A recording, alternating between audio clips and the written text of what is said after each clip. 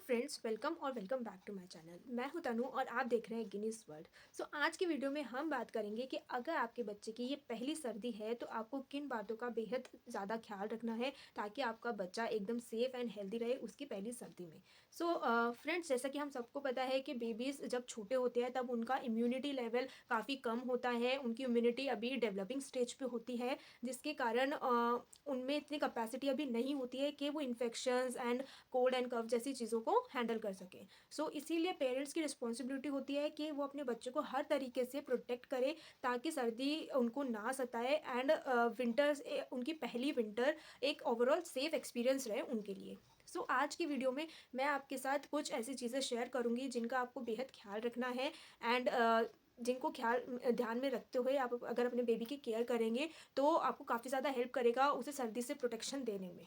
आपको एक बात और ध्यान में रखनी है, अगर आप सर्दी से प्रोटेक्शन देंगे तो आप अपने बच्चों को सीवियर प्रॉब्लम से बचा सकते हैं, जैसे कि निमोनिया। आपने सुना भी होगा कि निमोनिया बच्चों को बहुत जल्दी हो जाता है छोटी एज में, अगर उनको काफ़ी ज़्यादा सर्दी लग जाती है, जिसकी वजह से बेबी को ब्रीदिंग प्रॉब्लम्स होने लगती है एंड लेटर स्टेज पे भी ना बच्चे को एक रिस्क बना रहता है निमोनिया फिर से होने का। इसीलिए इस तरीके की प्रॉब्लम्स आपके बच्चे को ना हो तो आपको थोड़ा सा केयरफुल रहने की ज़रूरत होती है। और आज की वीडियो में मैं आपके साथ वो टिप्स शेयर करूंगी, वो चीज़ें शेयर करूंगी जो कि पर्सनली मैंने अपने बेबी के लिए फॉलो करी हैं, जो मेरे बड़े बुजुर्गों ने, मेरी फैमिली मेम्बर्स ने मुझे बताई थी बच्चे की केयर के लिए। एग्जैक्टली जो मेरे बड़ों ने मुझे गाइडेंस दी थी, मैं वही गाइडेंस आप लोगों को पास ऑन कर रही हूँ। अगर आपको ये वीडियो अच्छा लगता है तो प्लीज़ वीडियो को लाइक ज़रूर करना, अपने फ्रेंड्स एंड फैमिली के साथ शेयर ज़रूर करना एंड चैनल को सब्सक्राइब करे बिना बिल्कुल मत जाना, क्योंकि यहाँ पे मैं आपके साथ अपना एक्सपीरियंस बेस्ड नॉलेज शेयर करती हूँ पेरेंटिंग एंड प्रेगनेंसी पे। चलिए स्टार्ट करते हैं वो सारी चीज़ें एंड टिप्स जिसकी वजह से आपका बेबी ओवरऑल एक safe and healthy winter experience करेगा। Let's get started. तो सबसे पहली टिप मेरी है बेबी मसाज। आपको एक बात हमेशा ध्यान रखनी है कि सर्दियों में आपको अपने बच्चे को डेली मसाज देनी है, क्योंकि डेली मसाज देने से आपके बेबी का जो शरीर है वो गर्म गर्म रहता है, आपके हाथों की वार्मथ आपके बच्चे को मिलती है, स्किन टू स्किन कॉन्टैक्ट होता है, तो आपकी बॉन्डिंग अच्छे से बनी रहती है आपके बेबी के साथ। और बेसिकली जो बेबी का ब्लड फ्लो है वो इंक्रीज़ होता है, इम्प्रूव होता है, जिसकी वजह से ओवरऑल उसकी बॉडी में गर्माहट बनी रहती है, तो बच्चे को काफ़ी रिलीफ मिलता है। ठीक है, तो आपको बच्चे को डेली मसाज देनी है और प्रेफर करिए कि जब मसाज आप दे रहे हो वो दोपहर के टाइम पे ही दे रहे हो, क्योंकि दोपहर में क्या होता है, धूप आ जाती है तो थोड़ा इन्वायरमेंट ओवरऑल थोड़ा सा गर्म रहता है, तो ठंडी हवा नहीं लगती बच्चे को। ठीक है, और मेरी पर्सनल टिप यही रहती है कि आप उस एरिया में ले जाके बच्चे को मालिश करिए जहाँ पे थोड़ी सी डायरेक्ट धूप आ रही हो, जैसे कि छत हो गया या बालकनी हो गई। ठीक है, इन केस जैसे आजकल सिटीज़ एरियाज़ में थोड़ा सा फ्लैट सिस्टम ज़्यादा है तो वहाँ पे सन एक्सपोजर कम रहता है, जैसे मेरा खुद का घर है, वहाँ पे सनलाइट इतना नहीं आता सिवाय छत के, तो हम लोग प्रेफर करते थे कि हम लोग छत पे ही बच्चों को ले जाके मालिश करें। तो इसी तरीके से आप लोग भी ऐसा कोई एरिया चूज़ कर सकते हैं कि जहाँ पे थोड़ा सा डायरेक्ट सन एक्सपोजर हो। इन केस अगर सन एक्सपोजर वाला एरिया आपके घर में नहीं है तो कोशिश करिए आप अपने रूम में ही मालिश करिए, लेकिन दोपहर के टाइम पे करिए, क्योंकि इससे कि सर्दी लगने के चांसेस कम होते हैं। पहली टिप यही रहेगी कि आपको अपने बच्चे को डेली मसाज देनी है।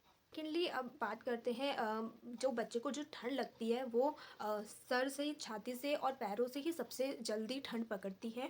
तो आपको इस बात का बेहद ख्याल रखना है कि आपके बच्चे का सर, चेस्ट और लेग्स प्रॉपरली कवर्ड हो, चाहे दिन हो या रात हो। आपको अपने बच्चे को प्रॉपरली ये 3 पार्ट ज़रूर कवर करके रखने हैं। सर पे कैप ज़रूर पहनाइए, छाती के लिए अच्छे से वुलन क्लोथ्स आप उसको पहनाइए एंड पैरों में सॉक्स ज़रूर डालिए।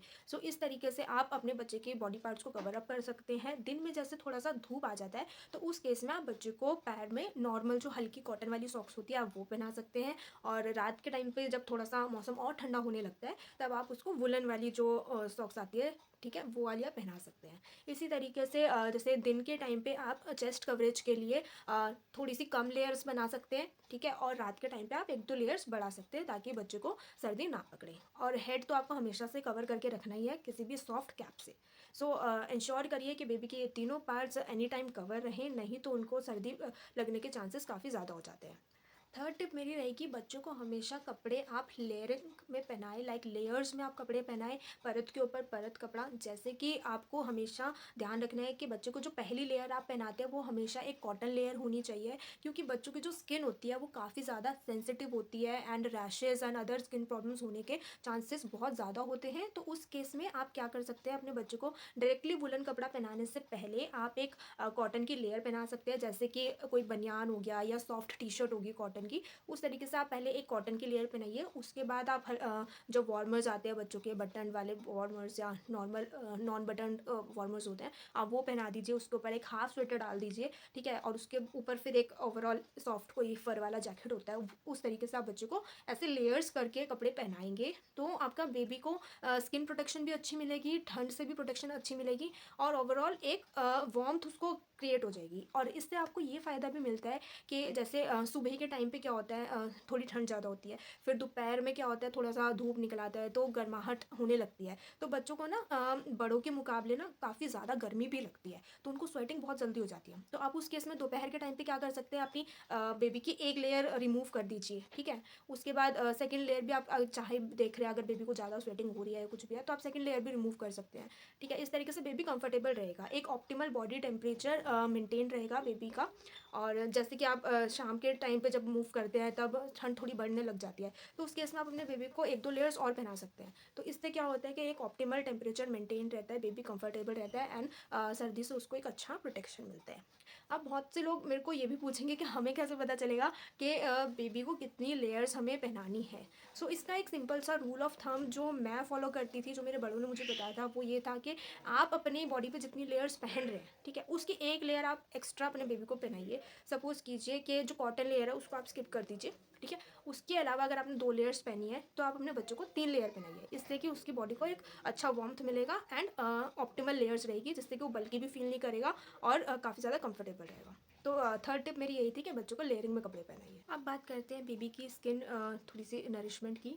सो जैसे कि मैंने आपको बताया कि बेबी की स्किन काफ़ी ज़्यादा सेंसिटिव होती है, तो बच्चों को स्किन रैशेस, ड्राई स्किन होने के काफ़ी ज़्यादा चांसेस होते हैं।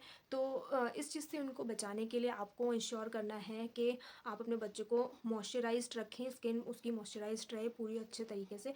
आप चाहे तो कोई भी मार्केट से अच्छा मॉइस्चराइज़र ले सकते हैं अपने बेबी के लिए जो उसको सूट करता है। डिफरेंट डिफरेंट ब्रांड्स में अलग अलग इंग्रेडिएंट्स से फॉर्मुलेटेड मॉइस्चराइजर्स अवेलेबल हैं जो कि एकदम बेबी सेफ़ होते हैं।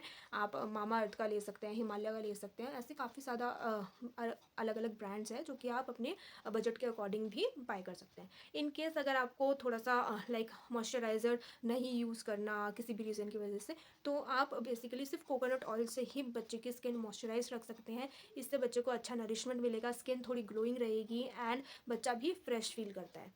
सो मेरी यही थी नेक्स्ट टिप कि आप अपने बच्चे को थोड़ा फ्रेश फील करवाएं ताकि उसका मूड थोड़ा ओवरऑल अच्छा रहे। एंड सर्दी में ये काफ़ी ज़्यादा इंपॉर्टेंट हो जाता है, क्योंकि काफ़ी ज़्यादा कपड़े हम बच्चे को पहनाते हैं, तो उस केस में थोड़ा सा स्वेटिंग होना बहुत नॉर्मल सी बात है, हम लोगों को भी हो जाता है, तो इसी प्रकार से बच्चे को भी स्वेटिंग होता है। तो वो स्वेटिंग से थोड़ा सा बच्चे को रिलीफ मिले, ओवरऑल उसको फ्रेशनेस की फीलिंग आए, तो उस चीज़ के लिए मॉइस्चराइजेशन इज़ रियली इंपॉर्टेंट। अब नेक्स्ट टिप मेरी ये रहेगी आपके लिए कि बच्चे को थोड़ा सुबह सुबह की जो धूप होती है वो आप अपने बच्चे को ज़रूर दिखाएं। जैसे ही सूरज उगता है और वो जो पहली किरण जिसे बोलते हैं कि आती है आपके इर्द गिर्द, तो आप अपने बच्चे को वो वाली धूप, हल्की सी लालिमा वाली धूप ज़रूर दिखाएं, क्योंकि ये धूप बच्चे को डायरेक्ट विटामिन डी प्रोवाइड करता है। एंड जो आप सप्लीमेंट्स बच्चों को दे रहे होते हैं विटामिन डी के लिए या फिर कोई और लाइक कैल्शियम सप्लीमेंट्स वगैरह डॉक्टर्स प्रिस्क्राइब करते हैं बच्चे के लिए, तो उन सब का एब्जॉर्प्शन अच्छे से हो पाता है अगर बच्चे को थोड़ा सन के थ्रू विटामिन डी मिलता है। तो सुबह की धूप बच्चे को लगती है तो गर्माहट अच्छी मिलती है उसको एंड ओवरऑल पूरा डे उसका थोड़ा सा रिलीफ में जाता है, आराम में जाता है। तो या थोड़ा सा ध्यान रखिए कि अगर आप कर पाते हैं तो इस चीज़ को ज़रूर फॉलो कीजिए, बच्चे को सुबह की धूप दिलाइए। करते हैं सर्दी में बच्चे को नहलाने की। सबसे पहली बात तो आपको ये ध्यान रखनी है कि बच्चे को जब आप मसाज देंगे, मसाज देने की कम से कम आधा से पौना घंटे बाद ही आपके बच्चे को नहलाना है। जो बच्चे को पानी होना चाहिए वो गुनगुना पानी होना चाहिए, ऐसा नहीं है कि आप काफ़ी ज़्यादा गर्म पानी ले लो, ठीक है, थोड़ा सा गुनगुना पानी ही रखिए। तो ही बच्चे को अच्छे से बाथ मिल पाएगा, अदरवाइज़ बच्चा बहुत ज़्यादा इरिटेटेड फील करेगा। सो आधे पौने मसाज के आधे पौने घंटे बाद आपको बच्चे को नहलाना है, गुनगुने पानी से नहलाना है। एंड कोशिश करिए कि आप डेली नहलाएं। बहुत सारी मदर्स का ये कंसर्न होता है, मेरा भी था पर्सनली, कि इतनी ठंड हो रही है, इतनी ठंड में बच्चों को डेली नहलाएंगे, कहीं उसको सर्दी ना लग जाए, और क्या कहते हैं, कहीं उसको बीमार ना हो जाए वो कुछ, है ना। तो इस तरीके के मदर्स के कंसर्न रहते हैं थोड़े, जो कि बिल्कुल जेन्युइन है। तो इस चीज़ के लिए मैं आपको यही बोलूँगी, कोशिश करिए बच्चे को डेली नहलाइए। दोपहर के टाइम पे, जैसे मैंने बोला, मसाज आप अगर दोपहर के टाइम पे ही दे रहे हैं तो दोपहर के टाइम पे ही आप बच्चों को आधे पौने घंटे बाद नहला दीजिए, तो इससे कि गर्माहट के मौसम में ही बच्चे को बाथ मिल जाएगा। ठीक है, उसके बाद आप अगर इन केस जैसे ठंड बहुत ज़्यादा पड़ रही है, किसी दिन धूप नहीं आती है, सर्दी के मौसम में बहुत ज़्यादा चांसेस होते हैं कि धूप कम निकली है ना, तो उस केस में ठंड ज़्यादा बनी हुई है, तो आप क्या करिए, बच्चों को मत नहलाइए। बच्चे की सेफ्टी सबसे ज़्यादा ऊपर होती है, क्लीनिनेस के ऊपर भी बच्चे की सेफ्टी है। तो हमें क्या करना है, बच्चे को स्पॉन्ज बाथ जरूर देना है। जैसे हल्के गुनगुने पानी में आपने टॉवल डिप किया, टॉवल डिप करके बच्चे को मतलब पूरी बॉडी उसकी साफ़ कर दो। जैसे खासकर प्राइवेट एरियाज़ लाइक डाइपर जो एरिया होता है वो बच्चे का पूरा अच्छे से क्लीन करिए। ठीक है, और अंडर आर्म्स पूरा क्लीन करिए, यहाँ नेक के नीचे बच्चों को अच्छे से साफ़ करिए। इनमें क्या होता है, थोड़ा स्वेटिंग ज़्यादा हो जाता है, अंडर आर्म्स और नेक के नीचे स्वेटिंग काफ़ी ज़्यादा हो जाता है। ठीक है, और जो डाइपर एरिया होते हैं वहाँ पे तो आपको क्लीनिनेस बिल्कुल मेंटेन करके रखनी ही है। और स्पॉन्ज बाथ आप देंगे तो बच्चा बहुत ज़्यादा फ्रेश फील करेगा। इससे क्या रहेगा, आपको जो एक नहलाने का पर्पस होता है, नहलाने का पर्पस बेसिकली यही होता है कि बच्चा फ्रेश फील करे, क्लीन रहे एकदम। तो हमारा वो पर्पस भी रिजॉल्व हो जाता है। दूसरा ये है कि बच्चों को ठंड भी नहीं लगने का हमें डर होता। सेकेंडली आप ऑल्टरनेटिवली ये भी कर सकते हैं कि बच्चों को डेली नहीं नहलाना आपको पसंद, ठीक है, तो आप एक दिन छोड़ के एक दिन नहला दीजिए, और जिस दिन आप नहीं नहला रहे उस दिन आप स्पॉन्ज बाथ दे दीजिए। ठीक है, तो इस तरीके से आप ये रेजिम भी फॉलो कर सकते हैं। तो मेरे केस में तो मैंने ये एक दिन छोड़ के एक दिन वाला प्रोसीजर फॉलो किया था, काफ़ी ज़्यादा अच्छा रहा मेरा एक्सपीरियंस, मेरे बेबी का एक्सपीरियंस। तो आप भी इसी तरीके से फॉलो कर सकते हैं, एक दिन छोड़ के एक दिन बच्चों को नहलाइए, और जिस दिन आप नहीं नहला रहे उस दिन आप स्पॉन्ज बाथ दे दीजिए। ठीक है, और स्किन को अच्छे से ड्राई होने के बाद ही कोई मॉइस्चराइज़र या पाउडर वगैरह आप लगाइए, अदरवाइज स्किन इरिटेशन के चांसेस बढ़ जाते हैं। सो अब बात करते हैं उन बच्चों की जो 6 महीने से ऊपर है लेकिन उनकी भी पहली सर्दी है।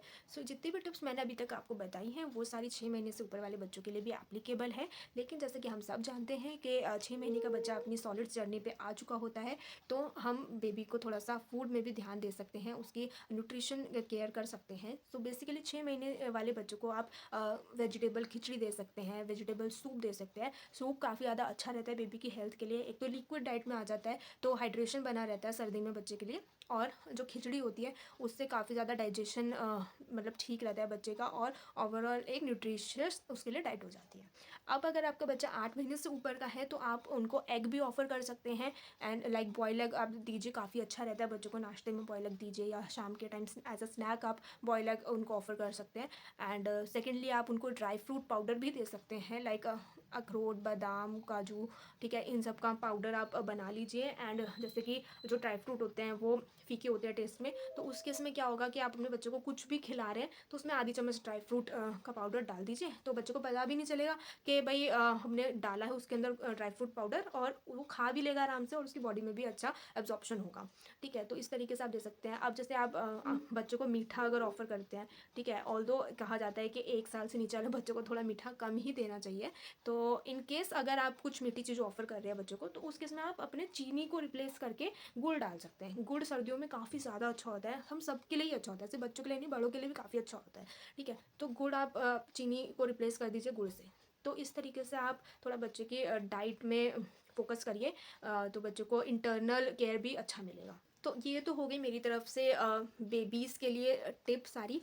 लेकिन अब एक पर्सनल टिप जो मैं आपको देना चाहूँगी फॉर ब्रेस्ट फीडिंग मॉम्स, अगर आप अपने बच्चे को ब्रेस्ट फीड कर रही हैं तो आपको भी सर्दियों में अपना ख्याल रखने की काफ़ी ज़्यादा ज़रूरत है।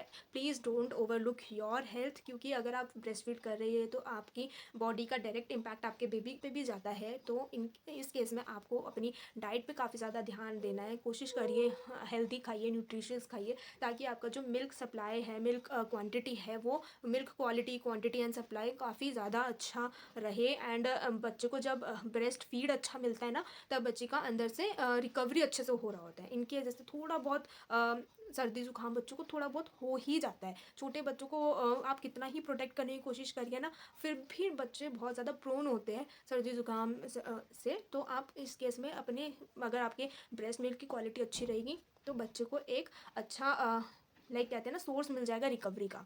तो अपने खाने पे ध्यान दीजिए, अपनी हेल्थ पे भी ध्यान दीजिए, क्योंकि आफ्टर ऑल अगर आप हेल्दी रहेंगे तभी आप अपने बच्चे का ख्याल रख पाएंगे। सो यही थी मेरी कुछ टिप्स। अगर आप ऐसी कुछ टिप्स जो मैंने इंक्लूड नहीं करी है इस वीडियो में, बट आपके एक्सपीरियंस से वो टिप्स आप मुझे देना चाहते हैं, हमारे बाकी व्यूअर्स के साथ शेयर करना चाहते हैं, तो कमेंट बॉक्स में उन टिप्स को ज़रूर मेंशन कीजिएगा। एंड अगर आपको ये वीडियो अच्छा लगता है तो please like it, share it and subscribe to my channel. मिलते हैं तब तक नेक्स्ट वीडियो में। और इनकेस अगर आपको किसी वीडियो चाहिए किसी टॉपिक पे, तो प्लीज़ वो भी कमेंट्स में मुझे ज़रूर बताना। तब तक के लिए take care of yourself, take care of your baby. Bye.